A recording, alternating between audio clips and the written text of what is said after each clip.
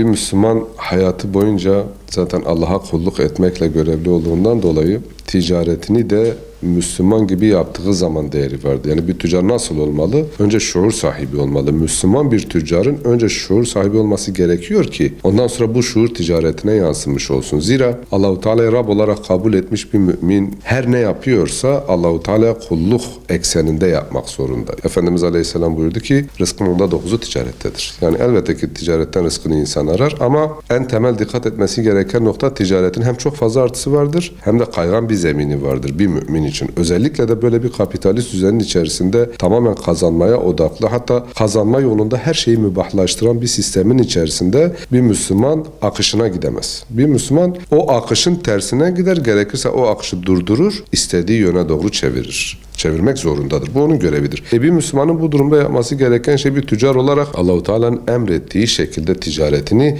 bu doğrultuda yapmak. Yani İslam'ın kıstaslarını bilerek yapmak. Bir Müslüman tüccar nasıl olmalı? Önce ahlaki olarak, imani olarak şuurlu bir Müslüman olmalı. İkinci olarak fıkhını bilmeli. İmam Şafii buyurdu ki rahimehullah, fıkıh insanın lehine ve aleyhine olanı bilmesidir. Bir tüccar lehine olanı, yani Rabbi katında kabul görecek olan, aleyhine olanı, onu cehenneme götürecek olan kısımları öncelikle yaptığı ticaret her ne ise bunun fıkhını bilmek zorunda. Yani ben hangi ölçülerde Allahu Teala'nın emrinin dışına çıkıyorum, hangi ölçülerde o dairenin içerisinde kalıyorum, bunu çok net bir şekilde bilmek zorunda. Bakın Endonezya, Malezya, yani Uzak Asya ülkeleri dediğimiz ülkelere bu dediğimiz ahlaki ve fıkhi bir yetkinliğe sahip tüccarlar sayesinde İslam ulaşmış. Orada Müslümanlar kılıç sallamamış. Kimse kılıç sallamamış orada. Hiçbir İslam ordusunu duyamazsınız. İşte falanca tarihte gitti Endonezya'ya ya da işte Malezya'ya gitti, orada falanca devleti fethetti ya da işte falan İslam komutanı gitti orada bir savaşta galip geldi. Böyle bir şey okuyamazsınız. Ama şu an kahir ekseriyeti Müslümandır oraların. Nasıl oldu bu? Tüccarlar oraya gittiler. Peşi sıra da o bölge Müslüman oldu. O bölge İslam'ın ilk girişi tarihlerde böyle anlatılır. Bakın ticarettir. Aslında Müslümanlar orada para kazandı ama aynı zamanda ahiret ticaretini de kazandı. Çünkü Peygamber Efendimiz Aleyhisselam Hazreti Ali'ye ne dedi? Ya Ali, birinin senin elinle hidayete ermesi yer ile gök arasındaki her şeyden daha hayırlıdır. Bir başka rivayette kızıl develerden daha hayırlıdır. O yüzden bir tüccarın, özellikle Müslüman bir tüccarın aynı zamanda fiili olarak tebliğini ticaretle yapabileceğini bilmek zorundadır. Bugün bizim en yakındığımız konu nedir ticarette? Özellikle kapitalist dünyada aldatılmak. Görüyorsunuz işte televizyonlarda, internette birileri bir şey satıyor, salatalık gidenleri görüyorsunuz. Peygamber Aleyhisselam çarşıda gezerken hani bir buğdayın altına, meşhurdur hani herkes bilir, elini sokunca ıslak olduğunu görüyor. Niye burası ıslak dediğinde diyor ki işte oradaki o Müslüman tüccar yağmur yağdı. O yüzden ıslak. Belki de doğru söylüyordu ama Peygamber Aleyhisselam burada bir kıstas koydu. Dedi ki bizi aldatan bizden değildir. Yani aldatmama üstüne kurulu temel ticareti, fıkhi diğer onun teferruat boyutunu da fıkhi olarak bilmeli ki Allah'ın yap dediği ve yapma dediği şeyi ticarette de gözetebilsin, bunu uygulayabilsin. Aksi takdirde adı Müslüman olur, mümin olur ama ticareti kapitalist olur. Biri baktığı zaman onda ne Allah'ı hatırlar, ne peygamberi hatırlar, ne İslam'ı hatırlar. Baktığı zaman sadece parayı hatırlar. Şimdi bu mudur mümin tüccarlık? Yoksa bir mümin tüccara dışarıdan biri baktığı zaman bu Allah'tan korkuyor deyip ticaretini de o adamın yaptığı karlı ticarette dahi Allah'ı hatırlıyor olması mıdır doğru olan? Onun için ahlaklı olacak, fıkhını bilecek, her şeyden önce Allah'a hesap vereceğini bilecek. Bazen kazanç hırsı insanı ister istemez kaydırabiliyor. O kazanç hırsını bu şekilde frenlemesini bilecek bir mümin. Zira Kulillahümme malikel mulki tu'til mulke men teşâ ve tenzi'ul mulke mimmen teşâ. De ki mülk, mal hepsi Allah'ındır. O dilediğine veriyor, dilediğinden de çekip alıyor. Ya da başka bir ayette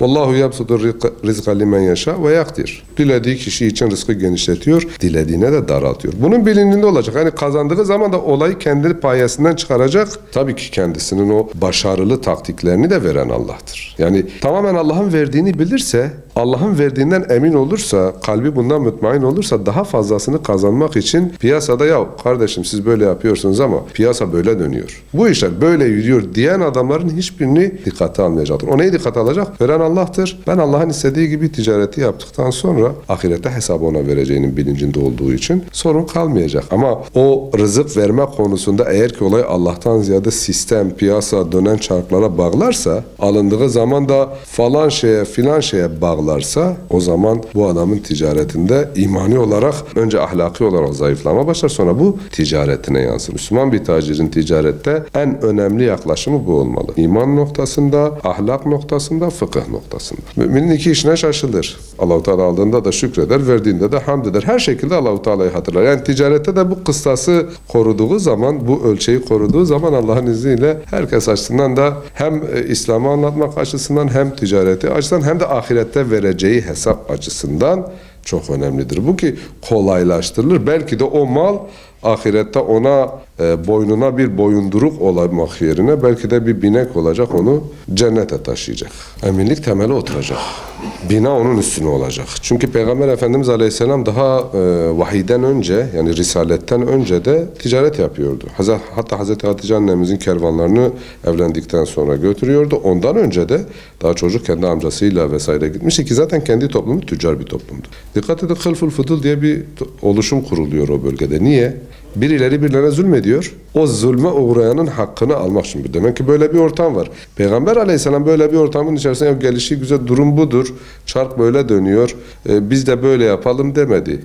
Dikkat edin, Risaletten sonra da demiştir ki o Abdullah bin Cuda'nın evinde olan toplantı bugün olsa bugün de katılırdım.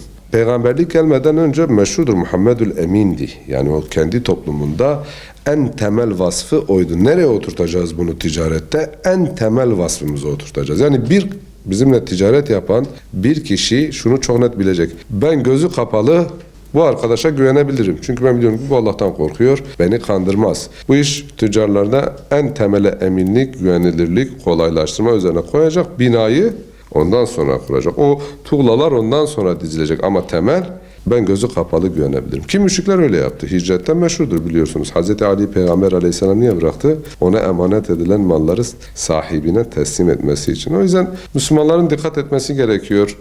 Zira cenneti de kazanabilir. Eğer ki hırs yaparsa Allah muhafaza, mal kazanayım derken cehennemi de boylayabilir. Dikkat etmesi gerekiyor. Allah bizi muhafaza etsin inşallah.